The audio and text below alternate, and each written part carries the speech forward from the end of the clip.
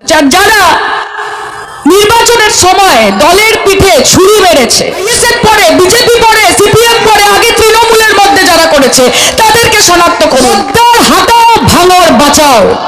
গদ্দার হাটাও, ভাঙর বাঁচাও।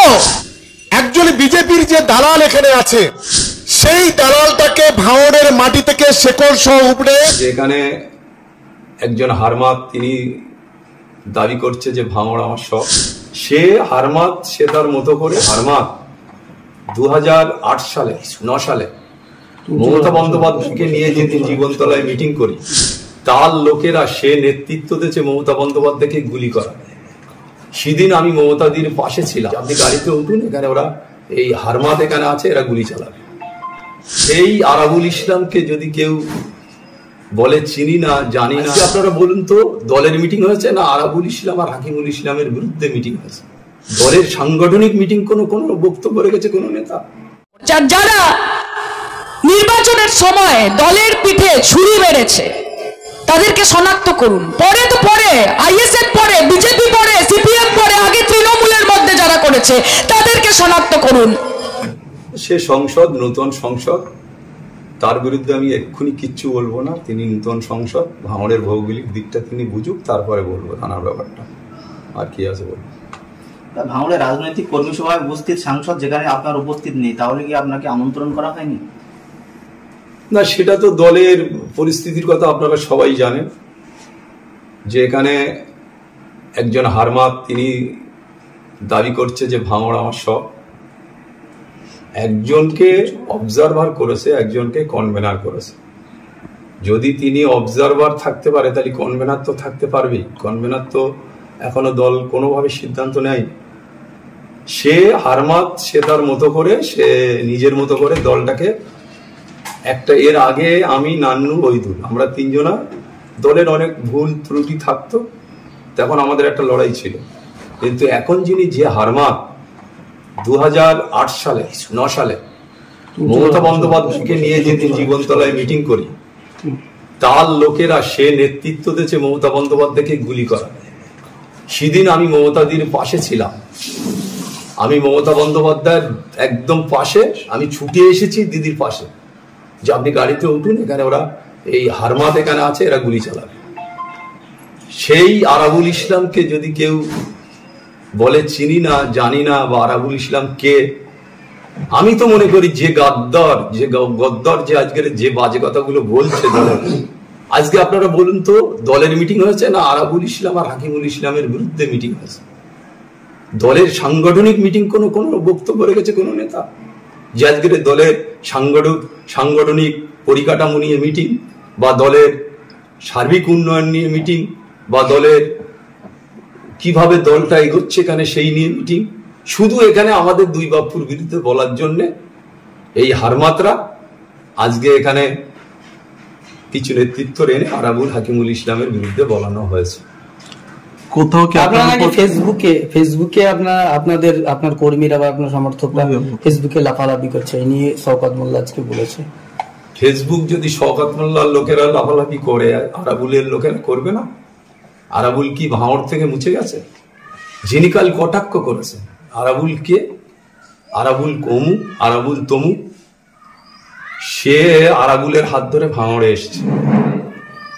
সে যদি এই ধরনের কথা বলে, আমি তো মনে করি ওনার জবাবটা ভাঙড়ের মাটিতে আগামী দিন মানুষ দেবে, ওনার মুখে ঝামা বসা দেবে ভাঙড়ের মানুষ।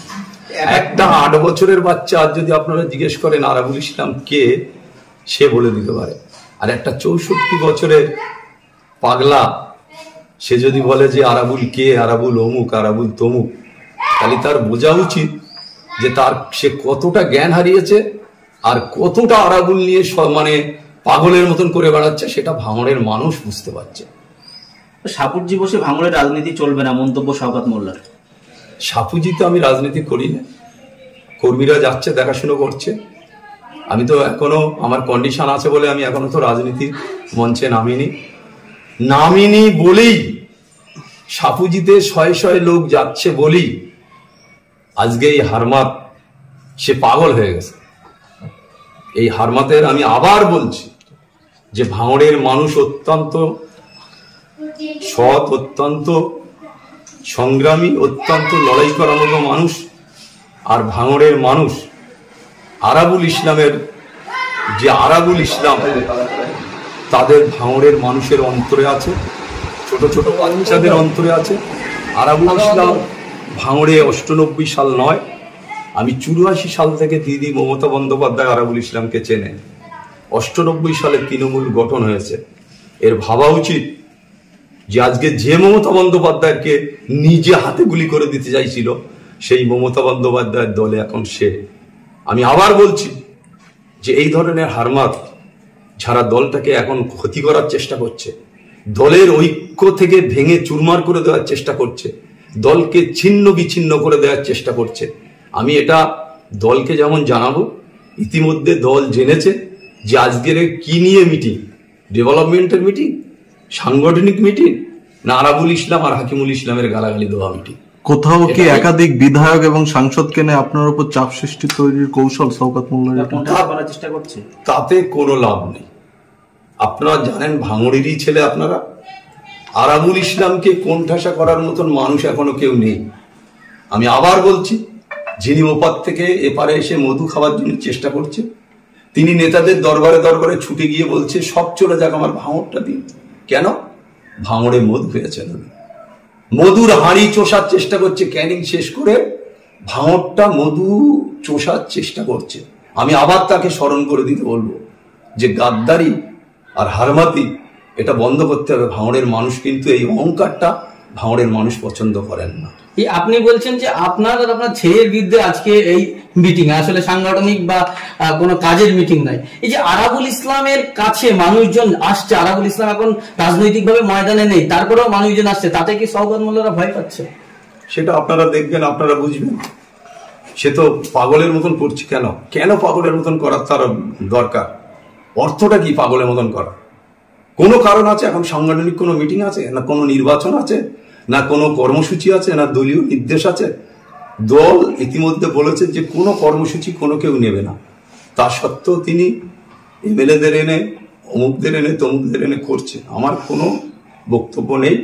আমি আবার বলছি যে হারমাতরা আরাবুল ইসলাম, হাকিমুল ইসলামের বিরুদ্ধে বলছেন, ভাঙড়ের মানুষ আগামী দিনে তার মুখে জামা বসে।